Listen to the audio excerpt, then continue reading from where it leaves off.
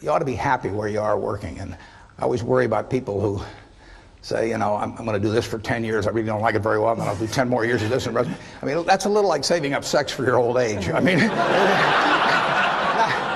not a very good idea. When I started Microsoft, I didn't think of it as all that risky. You've always got a job with me, Bill. And the thing that was scary to me wasn't quitting and starting the company. It was when I started hiring my friends and they expected to be paid.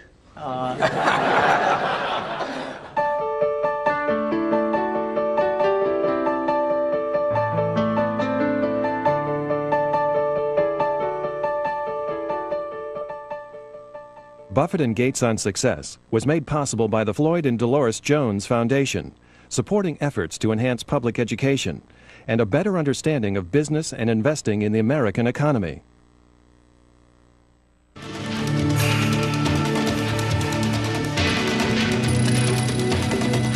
This program is brought to you by the NASDAQ stock market. Timely investment information is available at NASDAQ.com. And by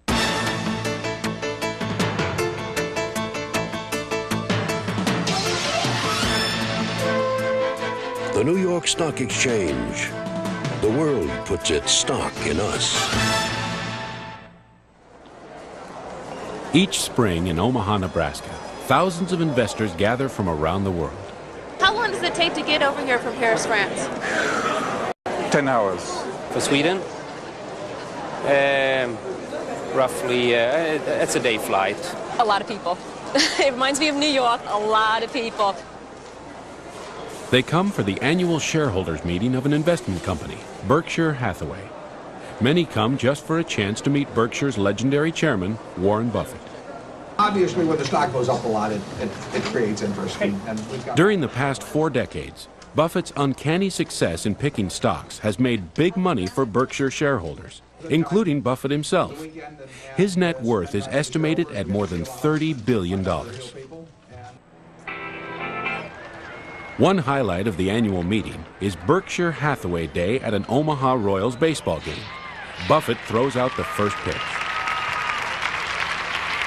Books analyzing Buffett's investment philosophy have acclaimed him the world's greatest investor. But he's made his fortune in companies well known to all. Companies such as Coca-Cola, Gillette, and Dairy Queen. He avoids anything high-tech. So how long have you been using the computer? Yet one of Buffett's good friends is Bill Gates.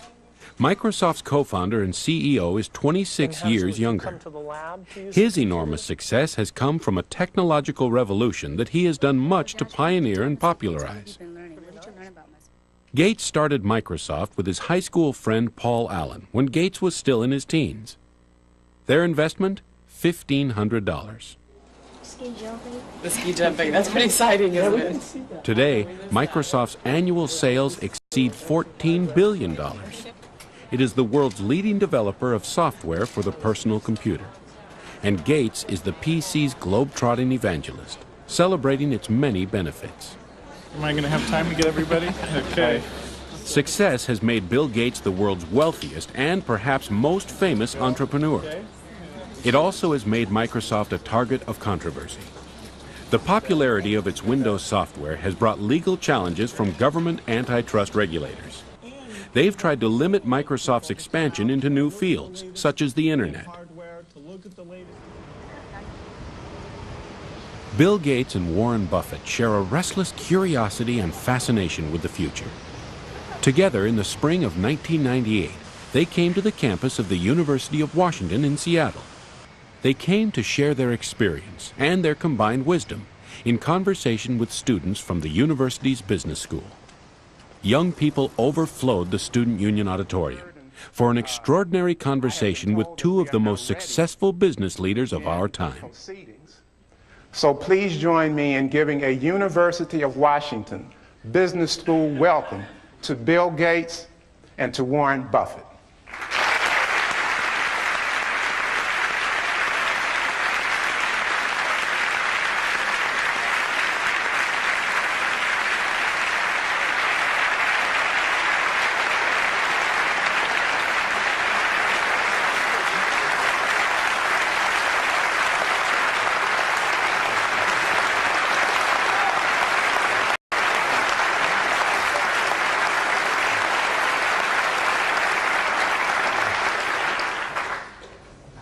Well, I thought I ought to start this off by announcing that Bill and I have a small bet as to who would get the most applause. And I suggested that I bet my house against his, but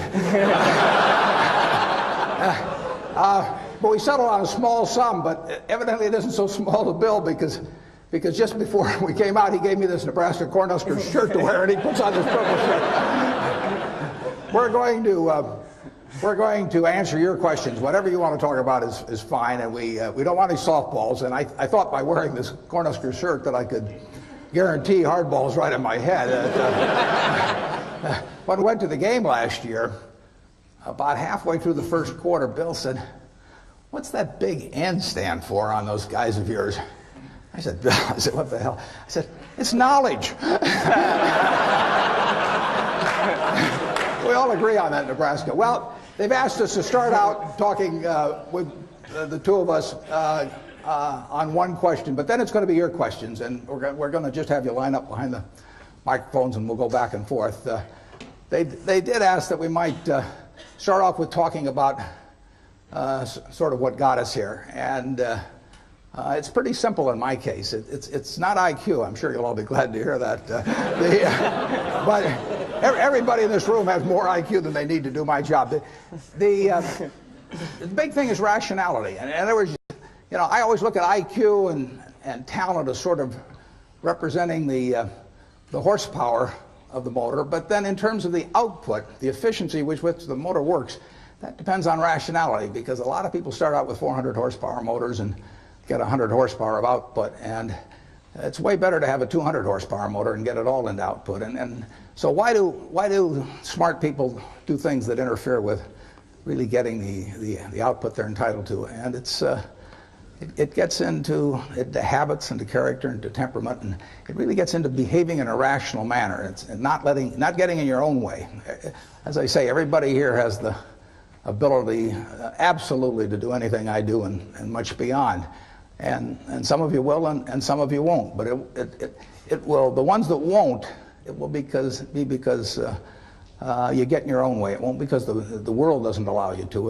It will be because you don't allow yourself to.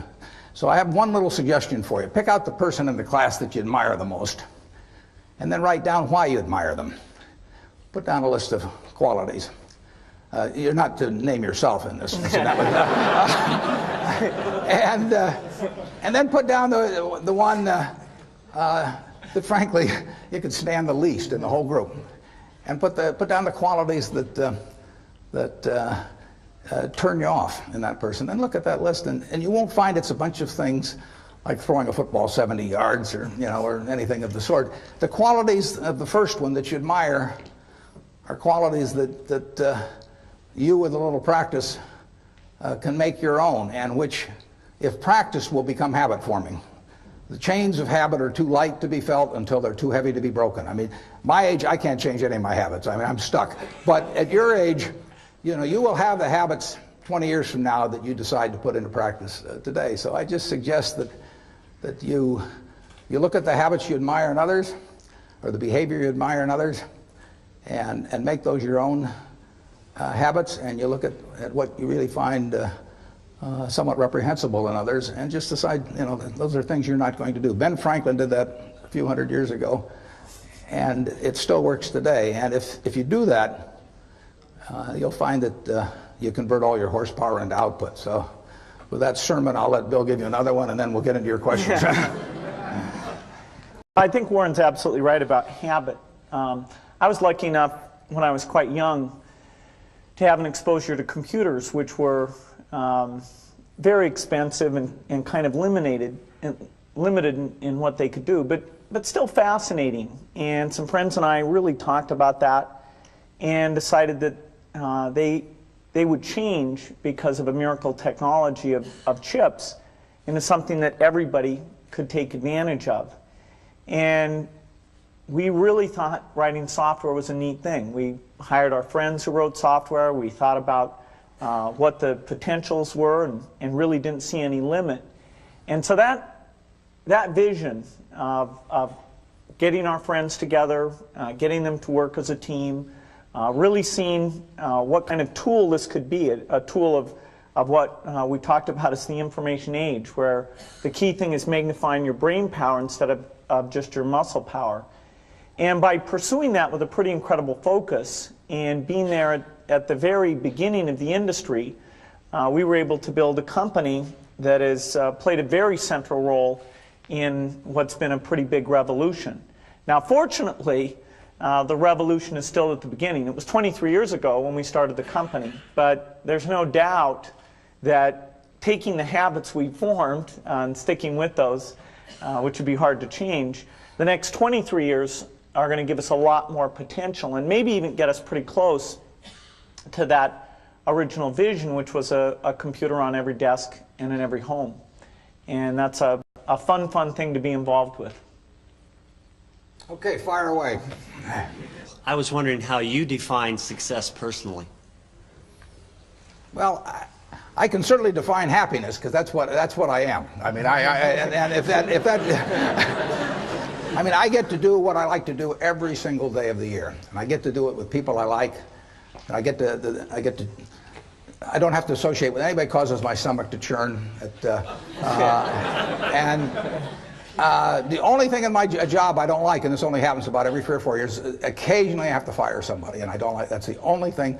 Other than I tap dance to work, and I get down there, and I think I'm supposed to lie on my back and paint the ceiling, or something like Michelangelo. I mean, that's the way I feel, and it doesn't diminish. It's tremendous fun. So, if they say that success is getting what you want and happiness is wanting what you get. Well, I don't know which one applies in this case, but I do know that I wouldn't be doing anything else. I mean, I do advise you, when you go out to work, go to work for an organization that you admire, people you admire, because it'll turn you on, and you ought to be happy where you are working. And I always worry about people who say, I'm going to do this for 10 years. I really don't like it very well, and then I'll do 10 more years of this. I mean, that's a little like saving up sex for your old age. I mean, not a very good idea. So get right in. You would recommend that. Get right into what you enjoy, and you'll be successful at it. You really will. I mean, you won't be able to miss. And that's. I don't regard what I do as the most important thing in the world at all, but it's right for me. I mean, I happen to be wired in a certain way that what I do works in this. If I had to do what Bill does, I mean, it lasts about 10 minutes. And that's true of a lot of things, but luckily I kind of stumbled into the thing that I do best, and that it's worked out well. Bill? Well, I think that the key point there is you've got to enjoy what you do every day. And for me, that's working with very smart people. It's working on new problems. Every time we think, hey, we've had a little bit of success, we're pretty careful not to dwell on it too much, because the bar gets raised. People's expectations of the products, we've always got customer feedback telling us the machines are too complicated, they're not natural enough. And the competition, the breakthroughs, the research make the field I'm in, I think, the most exciting field there is. There's some other good fields. Biotechnology is a good field because it's changing the world of medicine and health. But the computer industry, in particular software, I think is the most exciting, and I think I have the best job in that business. Don't you think Dairy Queen is more important to the country? You can manage Dairy Queen. Yeah. I'll go and buy the dilly bars. Yeah, well, I'm counting on it. We'll raise the price when you come. Okay.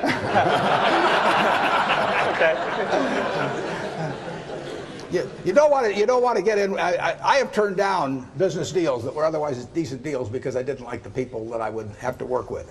I didn't see any sense pretending it.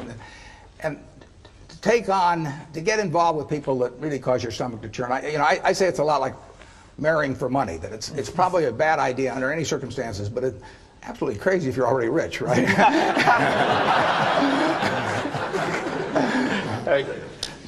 Both of you are innovators in your given industry. I was wondering what your definition of innovation is. Well, I don't do a lot of innovating in what I do. I mean, my job, I really have just two functions in my job. One is to allocate capital, which I enjoy doing, and the second one is to have a group of managers, to keep a group of people, 15 or 20 managers, enthused about what they do when they have no financial need to do it whatsoever. At least 3/4 of the managers we have are rich beyond any possible financial need, and therefore my job is to figure out how to cause them to want to jump out of bed at 6 in the morning and work with all of the enthusiasm they did when they were poor and starting. And if I do those two things, they do the innovation. But Bill innovates now. He can tell you about it. Well, the technology business has a lot of twists and turns, and that's why, partly why it's such a fun business, is that no company gets to rest on its laurels. IBM was as dominant or more dominant than any company will ever be in technology. That's just not going to happen again. And they had the smartest people, and they had all the customer feedback, and yet they missed a few turns in the road. And so that makes you wake up every day thinking, let's try to make sure today's not the day we miss.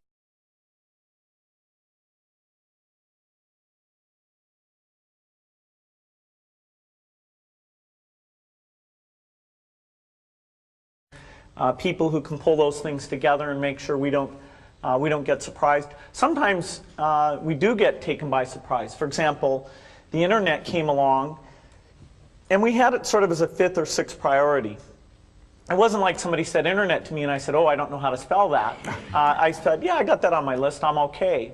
But there came a point where we realized it was happening faster, and it was a much deeper phenomena than it had been recognized in our strategy. And so that was a case where, as an act of leadership, I had to create a sense of crisis and have a couple months where we all just threw ideas and sent electronic mail around, went on a bunch of retreats, and then eventually coalesced around a few ideas where we said, okay, here's what we're going to do, here's how we're going to measure ourselves internally, and here's what the world should think, here's what we're going to tell them about what we're going to do. And that kind of crisis is likely to come up every 3 or 4 years or so. Next time it comes up, remember Yogi Berra, Bill. When you reach a fork in the road, take it. Growing up, who were your biggest role models, and what kind of a role did they play in your success? I had great parents, both of whom were involved in lots of interesting activities and would come home and talk to us about the world of business or law or politics or the charitable activities they were involved in. And so that made us, myself and my sisters always thought about, well, what are we going to do out there? They had us as avid readers, and so we had pretty broad interests in reading. Scientists were a group that I gravitated to because this notion that just out of their heads they came up with neat ideas, that sort of fascinated me. So quite a bit of the time I thought I'd be a mathematician or a scientist. It was only when I got to Harvard that I started to think of this sort of all-absorbing hobby I'd had, computer stuff, which I just thought, okay, I got to get rid of this, and decided to do something serious. I started to realize, this is pretty serious, and it's actually more interesting and more impactful than going and trying to come up with a new theory in math or anything else. And so I had that dilemma for a couple of years, but eventually decided that computers really was a great thing to be involved with. Yeah, I think you're 100% on the money in focusing. I would, instead of calling them role models, I call them heroes, actually. And I think if you tell me who your heroes are, I can tell you how you're going to turn out to quite an extent by this point in life. And I have been extraordinarily lucky, and that none of my heroes ever let me down. I mean, the ones I came up with throughout their lives, I've never felt that I've been let down in any way with it. Number one was my dad, and had a huge impression on me. My wife, who is here, is one of my heroes. I mean, she is, in terms of she's taught me a tremendous amount, and never seen anybody any better with human beings than she is. And you can Yogi Berra again said you can observe a lot just by watching, and I watched my dad, and I've watched her, and I had a professor, Ben Graham, back at Columbia, and had a huge impact on me. So I have been lucky in that I've had terrific heroes, and they haven't let me down, and that takes you a long, long way. I've gone through one or two periods where we're kind of tough in life, but not. I mean, everybody's had that, but having the right heroes will take you right through it. The internet exposes us to vast amounts of information, and in particular, children are being exposed to more and more complex issues at very young ages. Yourself being a father, Mr. Gates, I was wondering if you had any comment on the access now to information, and how do we handle that? Well, definitely the internet has every kind of information you can imagine. All the worst things and best things that people are interested in are out there in great quantity. And so there's a decision a parent has in terms of, do you let your kid go out onto the internet? One great thing about the internet is if you set it up the right way, there's a log of exactly what the person's gone and looked at. And so you have to decide up to what age do you think it's legitimate that you have access to see where they're going and what they're interested in. And personally, I'd rather see what my kid is interested in and talk to them about it than try and block altogether them ever learning anything about it. Because someday in their life, whether it's a magazine or a friend or a terminal that I don't control, if they're curious about something, they're going to find out about it. And my theory is not that my child will be okay as long as they don't hear about things. You want to have the full experience, and but I think on the whole, the fact that a kid has this tool to be curious about all these topics, that's got to be a fantastic thing. I can't improve on that. But I just got to the age where Bill lets me watch the internet alone. So I've been trying. That's a good story. I've been trying to evangelize personal computers to Warren ever since we met, which is over about 7 years ago now, and it was amazing. I talked about stock quotes and spreadsheets and all these things, and in the end, it wasn't my talking at all that got him on. It was the ability to play bridge with his friends. And, now he's incredible. He's an addict. Yeah. Do you feel that technology has made businesses more efficient to the point where you can pay more for them? Well, I'm sure technology has made them more efficient, and if I thought otherwise, I'd be afraid to say so with Bill sitting next to me. But a lot of things in business, including maybe much of technology, really it has the same effect as if you went to a parade and the band started coming down the street, and all of a sudden you stood up on tiptoe. I mean, in another 30 seconds, everybody would be on tiptoe. It'd be hell on your legs, and you wouldn't be seeing any better. And there is that aspect to business, that there's a self-neutralizing aspect. Now, Bill, tell them how much technology will make for them. No, I think there's definitely a lift, a one-time lift, where you go from not using technology well to using it well, particularly if U.S. companies are doing that better than their competitors outside the United States. And so you get all this ability to communicate, and so you get global scale in a lot of businesses that wouldn't have had it before. If you look at the really big earners in that, who are generating this 20% return on equity, a lot of them are companies like Coke or Microsoft or Boeing or GE, which are going to that worldwide marketplace. And I know every one of those has been helped by technology. But that cannot explain why 10 years from now they'd be getting that type of return on equity. There's something almost certainly ephemeral about current conditions. Capitalism tends to be self-neutralizing in terms of improvements, but that's marvelous, because it means we've got better everything than we could have otherwise. But the real trick is to stand up on tiptoe and not have anyone notice it. I mean, if you can do that, then you do very well. Yeah. Bill, Warren. The world is becoming a much smaller place, both in technology and in finance. How do you see yourselves as businessmen taking your businesses globally, and how do you view that individually as a person? Well, I've got an easier answer, so I'll let Bill think while I give the easy answer. We don't do it directly. I mean, our two largest commitments are Coke and Gillette, and Coke has 80% of their earnings coming from abroad, and it'll be larger in the future. Gillette has 2/3 of their earnings coming from abroad, and that'll be larger in the future. So they are participating in a worldwide improvement in living, and they'll continue to participate. So we do it by piggybacking them, and I can sit in Omaha, and let Doug Ivester at Coke fly all over the world and do a tremendous job doing it. Bill has to get out there and do it for Microsoft, and I'll let him tell you how.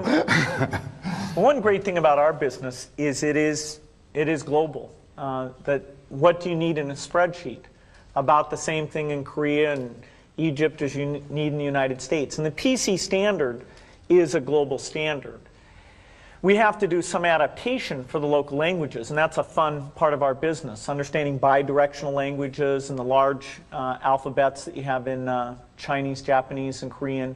And over the years, we've gotten very, very good at that. In fact, our market share is much higher outside the United States than it is inside the United States, because it's relatively hard to set up subsidiaries, understand local conditions, local distribution, and relationships. And so, since most of our competitors are in the U.S. and aren't as good at doing international business, we thrive even better in these other countries.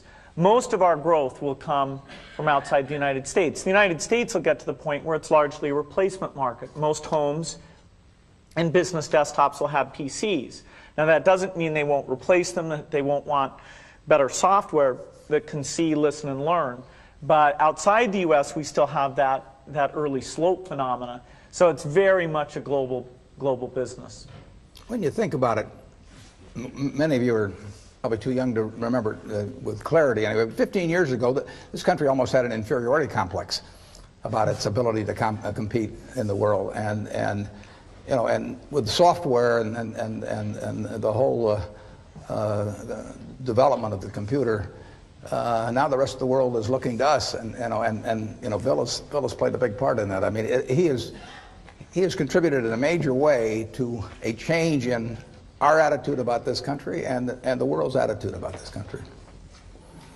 So, what impelled you to make a trip together to China in 1995, and what's your perception before and after the trip?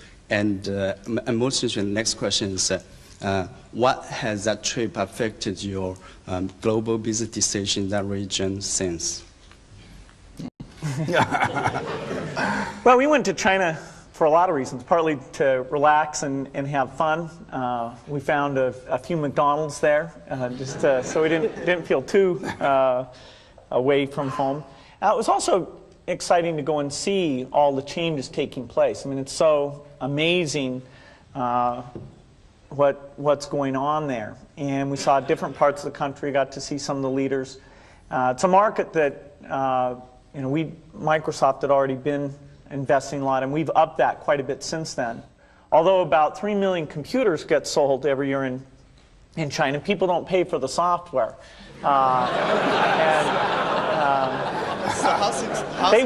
They will, though. It's sort of as long as they're going to steal it, we want them to steal ours. They sort of get addicted, and then we somehow figure out how to collect sometime in the next decade. So it's a great place to be involved in, and it was a lot of fun, which was, I guess, the key goal. My family was amazed I went. I'd never traveled more than maybe the outer reaches of the county in Nebraska, and I just went and had a terrific time, and also confirmed my feeling that there were going to be a lot of Coca-Cola sold there in the future.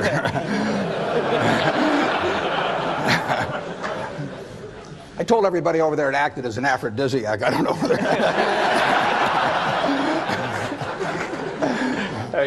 As two of the most successful business people in the country, what role do you see for yourselves in giving back to your respective communities? And how do you use your influence to get others to give back as well? Well, I think we both have a quite a similar philosophy on that. I know in my own case that 99% plus will go back to society, and that'll actually count everything that my family and I have lived on during our entire lifetimes. But just because we've been treated extraordinarily well by society. You know, I'm lucky. Bill said if I was born a long time ago, I'd have been some animal's lunch. You know, I mean, I don't run very fast. You know, but I'm wired in a particular way that in a market economy, big capitalist economy, lots of action. I'm well adapted for that. I'm not adapted for pro football. I'm not adapted for violin playing. I happen to be in something that pays off huge in this society.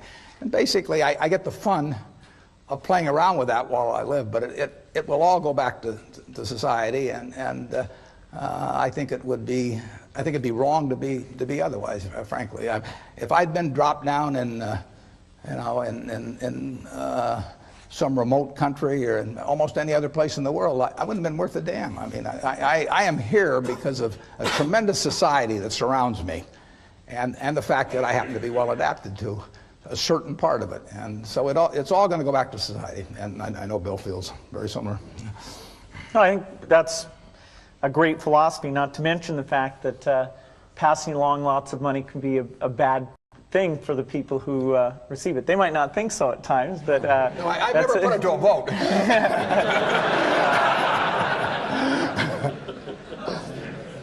No, I really don't think it's. I don't think it's right that frankly, I don't think it's right that the quarterback of the Nebraska football team next year should be the eldest son of the quarterback of 22 years ago. Nor do I think that our Olympic team in 2000 should be chosen as to be from the same family that was on the Olympic team in all the respective sports in 1976.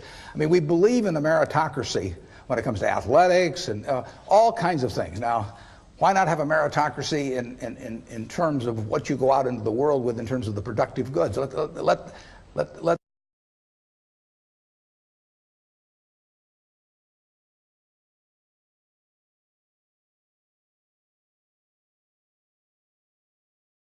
you know, that if you select the right womb, that you're entitled to do nothing the rest of your life. It doesn't make any sense.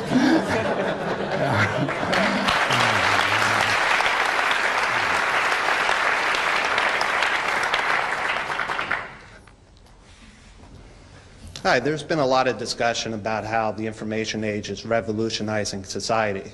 And I would like to get your opinion about which countries and industries and companies are best prepared to take advantage of these changes, and what factors would account best for their success?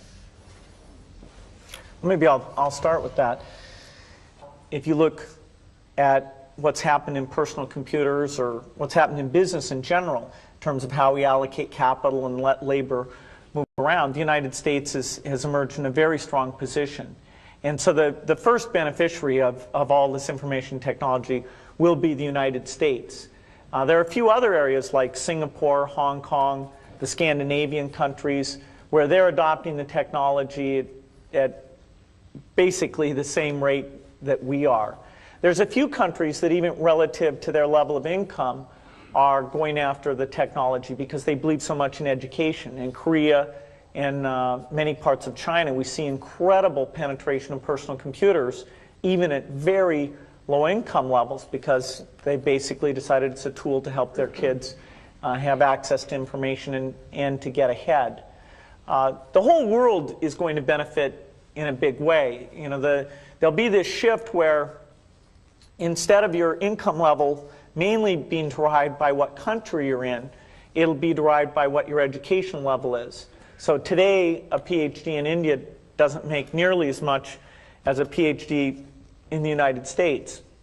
Well, as you get the internet allowing services and advice to be transported as efficiently as goods are being transported through shipping and all those things, then you'll get essentially an open market bidding for that engineer in India versus the engineer here in the United States. And that benefits everyone because you're taking better advantage of those resources and people are better off. So the developed countries will get the early benefit from these things. In the long run, the people who are lucky enough to get a good education in developing countries will actually get an absolute, the biggest boost from all these things that go on. I didn't get it at first, but it's huge, and it will change the world, the technological revolution, in dramatic ways and quickly. Ironically, our approach to that is just the opposite of Bill's, but that his is the right one for the world. Ours is the right one for me. I look for businesses where I think I can see what they're going to look like in 10 or 15 or 20 years. We don't own any, but if you take Wrigley's chewing gum, I don't think the internet's going to affect how people chew gum. You know, and Bill probably does. I mean,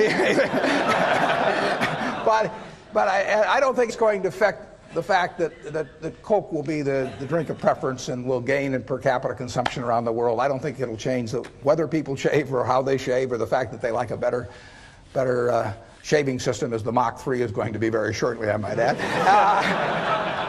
So we are looking for the very predictable, and you won't find the very predictable in what Bill does. You'll find the more exciting things, the things that are going to change society more. And so I have a little different opinion. As a member of society, I applaud what he's doing, and as an investor, I keep a wary eye on it. And that's, you know, it's a different approach to investing. Most people think of that all as opportunity, and it has been opportunity. Every internet stock has gone crazy here in recent months, but I don't know how to look at one or the other and tell the winners. Yeah, this is an area I agree strongly with Warren on. I think the multiples of technology stocks should be quite a bit lower than the multiples of stocks like Coke and Gillette, because we are subject to complete change in the rules. You know, I know very well that in the next 10 years, if Microsoft's still a leader, there will have been at least three crises that we will have had to really prove our excellence in. I accidentally once, when we were on a panel with the CEO of Coke, I said something like, I couldn't run my business when I get to be 60 because it's such a hard business, not like Coke. And I offended him without meaning to. You won't offend me. I want to be in a business I can run when I'm 100 because I plan to do it. I'm going to retire about 5 years after I die. Maybe. Starting a new company is very risky.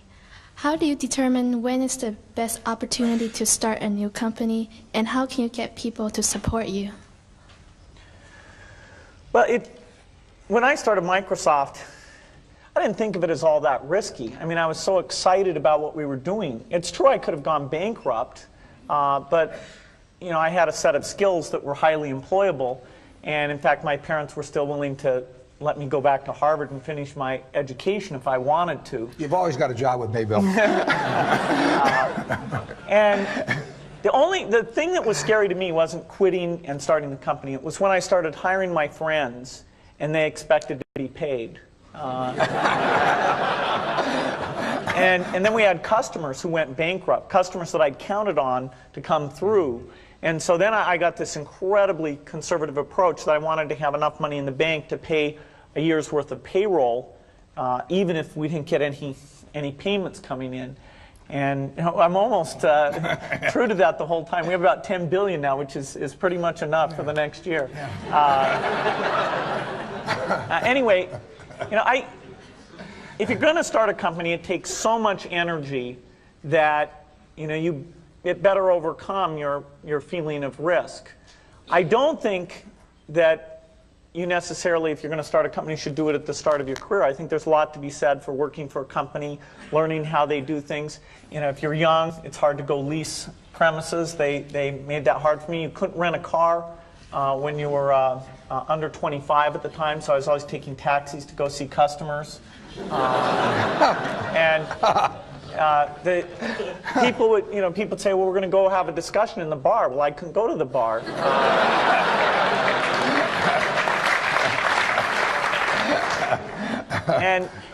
But you know, that's fun, because I'll tell you, when people are first skeptical and they go, this kid doesn't know anything, then when you show them you've really got a good product and you know something, they actually tend to go overboard and they think, whoa, you know, they know a lot. Let's really do an incredible amount with these people. So our youth, at least in this country, was a huge asset for us once we reached a certain threshold. It is hard. It's hard to hire older people because they'll be a little bit conservative about whether they should come and take the risk. And it took 3 or 4 years before we could go out into the normal sort of employment pool. But those problems that come with starting a firm, you better think of those as part of the pleasure, part of the challenge that is part of the excitement. I was curious what each of you felt was the best business decision you had made throughout your career. The best what? Business decision.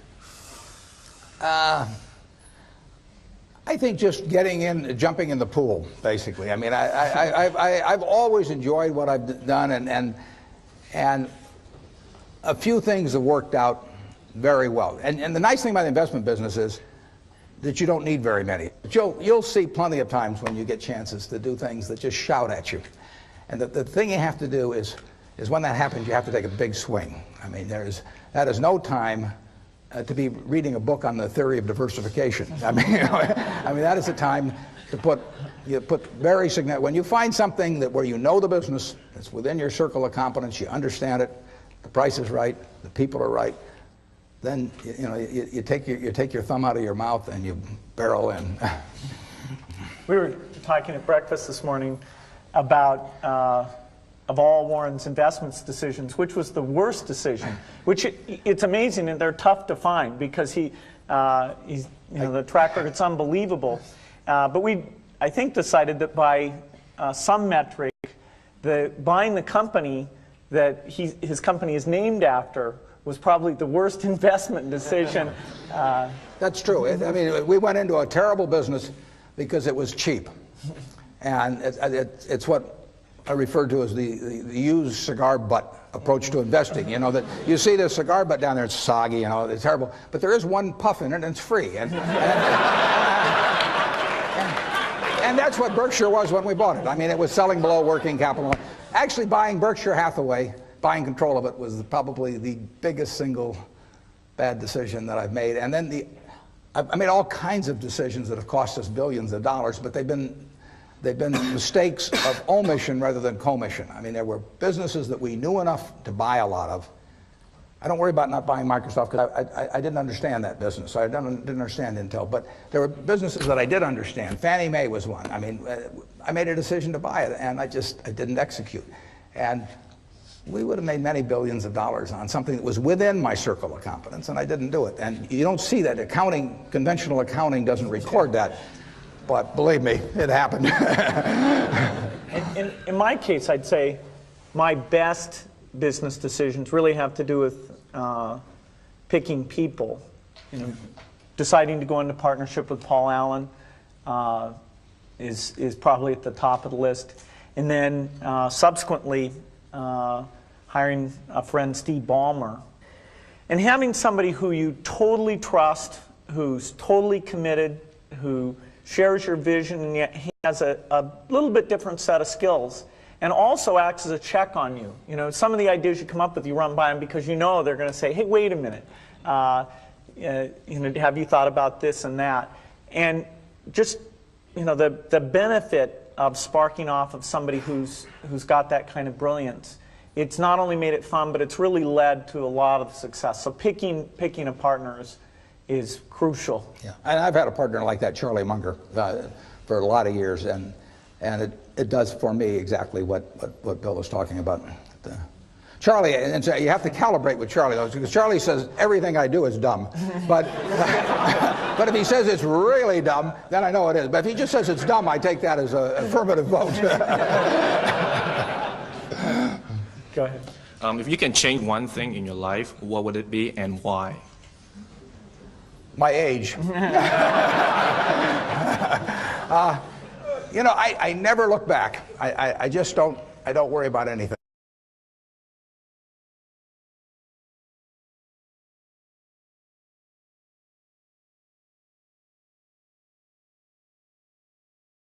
I mean, I could have been a lot better looking, or I could have been a better athlete, or all that stuff, but so what? You play the hand you get. you play it as well as you can, and you're thankful if you're lucky enough.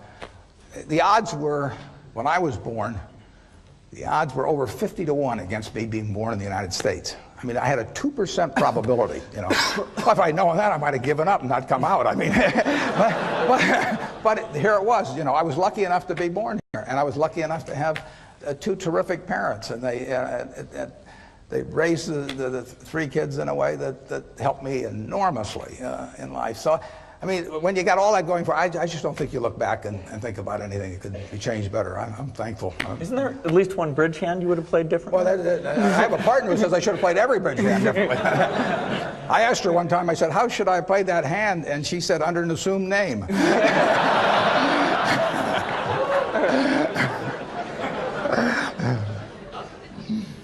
I think the key resource you have to deal with is your time and how you spend time. And I'm pretty rigorous at looking back each year. I even get my friend Steve Ballmer to come in and look at my schedule and criticize, hey, you didn't really need to spend time on this or that. And that's pretty useful because, you know, if I can get more time to sit down with the engineers, if I can get more time to get out with some customers, those are the things I just love to do. And you know, it just gets me excited, it clears my mind, and so, you know, I'm always trying to make sure that I'm only doing the things that are important. Hypothetically, if you were to lose everything today, keep everything in the past, but right now starting fresh, and you could only keep 3 things in your life, tangible or intangible, what 3 would those be? Well, I'm not sure how you define the 3. I mean, you know, you'd like to know everything that you now know. I mean, because what essentially the things I've applied in the past are going to be applicable in the future. This may sound, if I lost it all without losing any money of any other people, it wouldn't bother me a lot. If I took other people down with me, it would kill me. You know, I mean, you know, that is the one thing that would just that would destroy him, because I wouldn't be able. I'm not sure I'd recover from that. But if it was just my money, it wouldn't make any difference at all, because I keep living about the same. Have to give up the plane. I'd give you a job. Yeah, but I mean, I eat the same way everybody in this room eats. You know, he eats a lot worse than you guys do. Well, depends how you define worse, but I think you're right.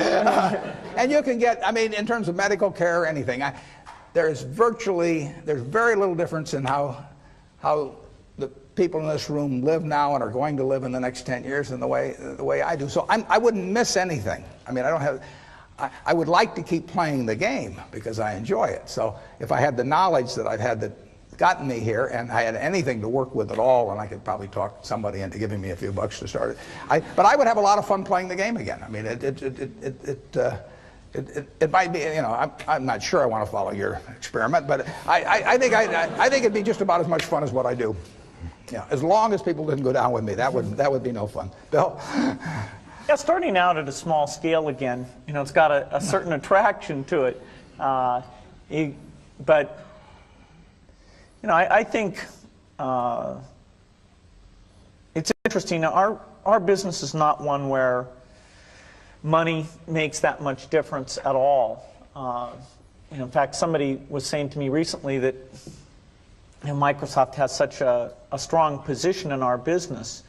And I was saying, hey, if you took 30 of the top people and drafted them over to the other team, the score would change, you know, very, very quickly. First of all, not only would the 30 go, the people who like working with the 30 would go with them. And so that there's not some asset there. It's, you know, all the products are going to be obsolete very, very rapidly. It's the people and their sense of how to do things and their enjoyment and working with each other. And, you know, it'd be a shame to give that up. But, you know, starting another company like that again, I'd have a blast doing it.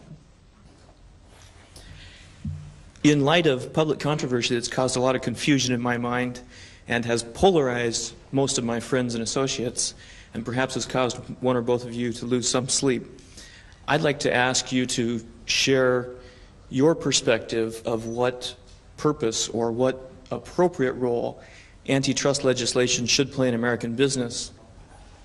I am no antitrust scholar. I think that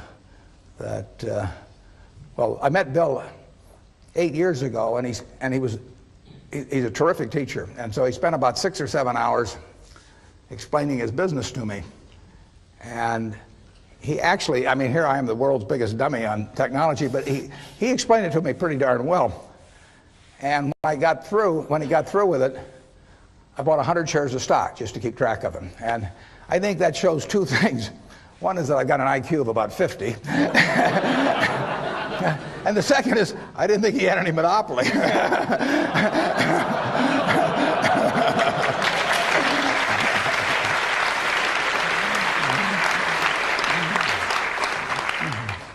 Well, the key goal of competition law is to protect consumers and to make sure that new products get created and that those products are very innovative.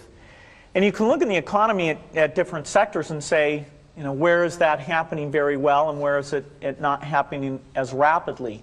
No matter how you score it, there's no doubt that one sector of the economy would stand out as absolutely the best, and that's the personal computer industry. And so the price of computing before the PC came along was going down at a certain rate. The PC came along and now it's gone down at an incredible rate. The variety and quality of software has also increased at a phenomenal rate.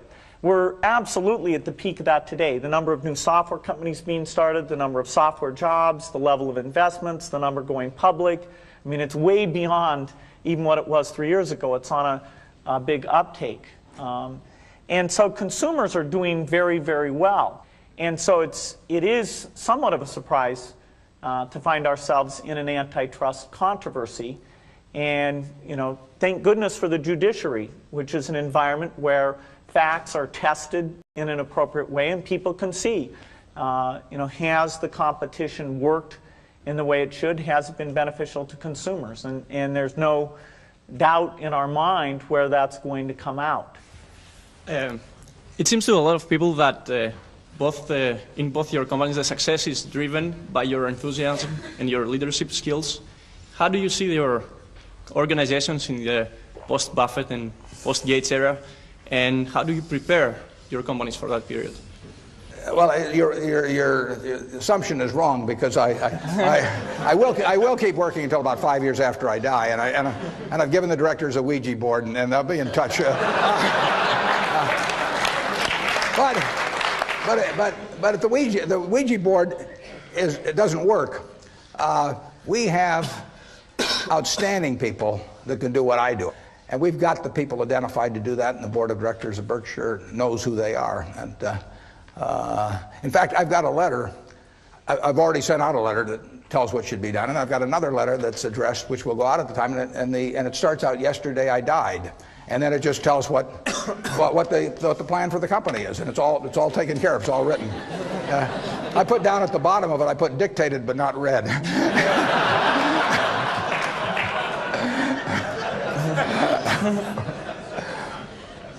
Yeah, my attitude is a lot like Warren's. You know, I want to keep doing what I'm doing for a long, long time. I think probably a decade from now or so, even though I'll still want to be totally involved with Microsoft because it's my career, I will pick somebody else to be CEO. And see some hands in the audience. That's a big transition for a company. You know, sometimes you find somebody who does better, and sometimes you don't. And no, I actually am interested in people who want the job. It's got some fun parts to it.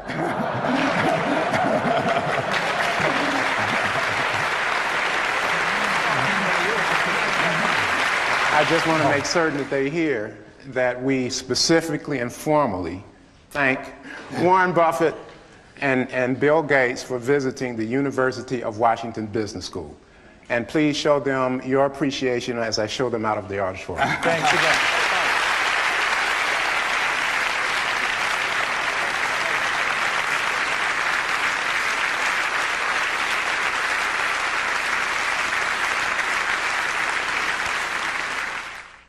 So what did you think? Both Bill and Warren were both very entertaining.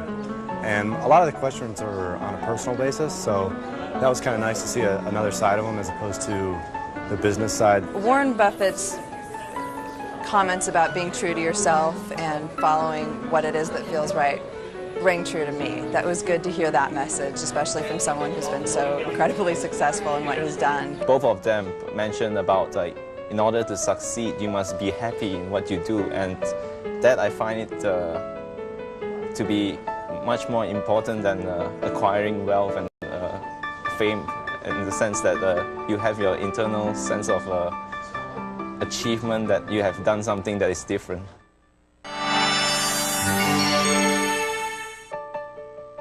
Buffett and Gates on Success was made possible by the Floyd and Dolores Jones Foundation, supporting efforts to enhance public education and a better understanding of business and investing in the American economy.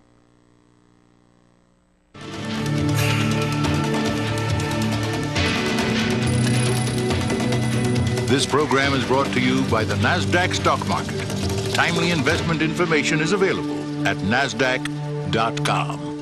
And by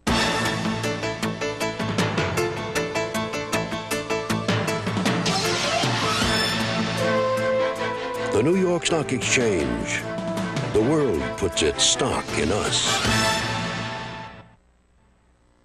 To order video cassettes and the transcript of Buffett and Gates on Success, please call KCTS at 1-800-937-5387.